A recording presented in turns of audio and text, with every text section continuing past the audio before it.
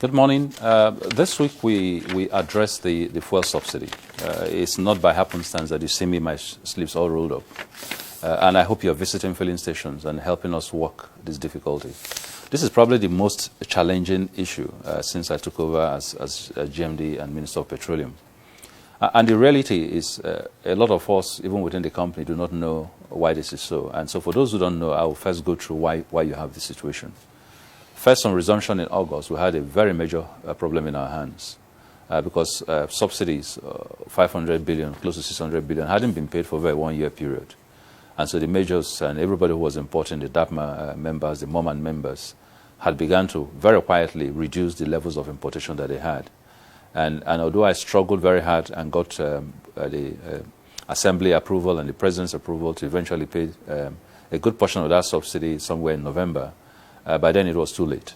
Too late because although they got the money, they didn't have access to foreign exchange. So the critical reason, main critical reason why you have this supply gap today is that although NNPC has its own 445,000 barrels allocation of crude and is meeting its own, it was meant to meet 50% of your delivery, and it is more than meeting but indeed exceeding that, the individuals who should provide the balance of the 40% component are not bringing any product.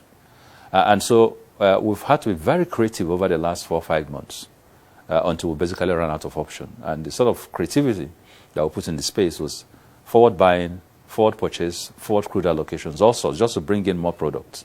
Because we saw NNPC transit from a 40%, 45% provider to suddenly an 80%, and then by this month, really, almost 100% provider of petroleum products in Nigeria. That was not sustainable. We didn't have the capacity, we didn't have the funding, we didn't have access to the products, we didn't have the foreign exchange. So in very many ways, it's surprising that we've even been able to survive this long. So the key element has been, how do you find foreign exchange for those who eagerly want to participate in the stream, who have been doing this traditionally to get into the space, buy their products, come in, distribute. That's something we've had to work on. Of course, the second problem was incessant pipeline disruptions. Literally, if you look at the statistics of this year versus last year, we've had almost 2 times the number of pipeline interventions and destructions that we've had over the last 2-3 years in this year.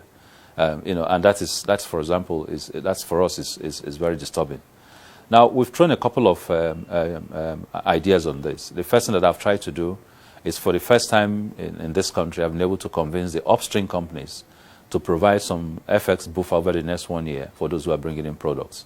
And so I've tied Total upstream to Total downstream, Mobil upstream to Mobil downstream, Ajip, ENI to Oando, Shell to Conoil, and things like that. It's been very innovative. It's putting $200 million of FX availability out into the space.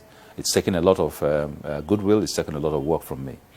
The second thing we've done is that I've had to box my way through the CBN to get a little bit of allocation, because we provide a bulk of this foreign exchange. We should have a bit of it to help stabilize the situation. Because fuel queue, don't make any mistake about it. It doesn't matter what we achieve in our transformational agenda.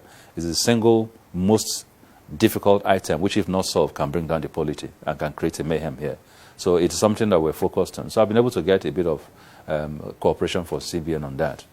Now, I've also been able to convince Mr. President to give us access, to some other than the 445 barrel from national production. The difficulty with that, of course, you and I know, is that it goes into the FAC entity. So once you touch any barrel there, you're going to have governors, understandably, quarrel with you on this. But these are some of the innovative solutions we've done.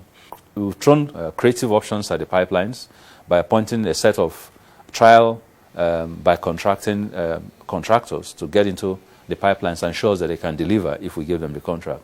The event, what that has done was that for the first time in over 8 years, we've been able to capture Bass System 2B all the way to Ilorin. For the first time in over 6 years, we've been able to now we're able to pump crude from Escravos into Warri, and we're able to pump oil from Brass into Port Harcourt, and we're able to pump from Warri right into Kaduna with a few skirmishes here and there. This is the first time in over 10 years that we've been able to accomplish this. We've accomplished it by not spending money, but owing obligations. Now, we're going out to the stage now of contracting, where we're going to advertise this and see how we can put this as permanent features into the system. So a huge amount of work has been going on in this stream. Our depots, we're at the stage right now of looking at policies geared towards advertising our depots and our pipelines for purposes of contracting joint ventures that will put in money, refurbish depots that have been abandoned for upwards of a decade, so that we can have the distributional infrastructural network that we need to be able to solve this. Because it's not enough just to bring in the cargoes, which we are now beginning to do. But if you bring the cargoes and they arrive in Lagos, if you have to send 3,000 trucks around the whole country, it takes an average of 4 to 7 days to do that. And the very next day, you're back to the same thing. So the sheer logistics nightmare is not what NNPC was set up to do. So we need to be able to get those pipelines back, get the depots functioning, push a lot of the responsibility to the major oil companies who are basically leaving us to do all the work and picking up the profit at the end of the tunnel. So it's been a very difficult work, very challenging. We're getting to the solutions. The first few cargoes are beginning to come in, and I think by the second week of April, like I said, we should be hopefully out of this queue situation. But that is not a long-term solution. The long-term solution is that we'll have to try through private initiatives to the downstream. We've got to have a situation where we create enough policy direction such that people can get in there and actually do the business. We can take care of our own filling stations, NNPC stations, and perhaps some of the affiliates that are going to be with us. But that is a job we've done and done well, and we can do better. We can go into growing the affiliate stations even more, so that we have a lot more affiliate stations that we can use as a response in security situations. But ultimately, the business must go back to where it belongs, which is the private sector, not the public sector. And until we do that and deal with the issue of pricing, which our price modulation has helped us manage, but not quite completely, we're not going to solve the problem. Now, how do you come in? Get out into the filling stations, be a proud NNPC official, help regulate traffic, help push product, help report scams that are going on in depots by even our own officials, help talk about the change, help talk about the problems, be the spokespeople for your own company, help create ideas, help suggest ways in which we can find lasting solutions to this. And if we do that collectively, every one of us contributing a piece, at the end of the process, people will remember the difficulties, but they will also remember an NNPC that was united in the solution to this problem. At the end of the day, it's not all about me. It's actually about you. Have a nice weekend.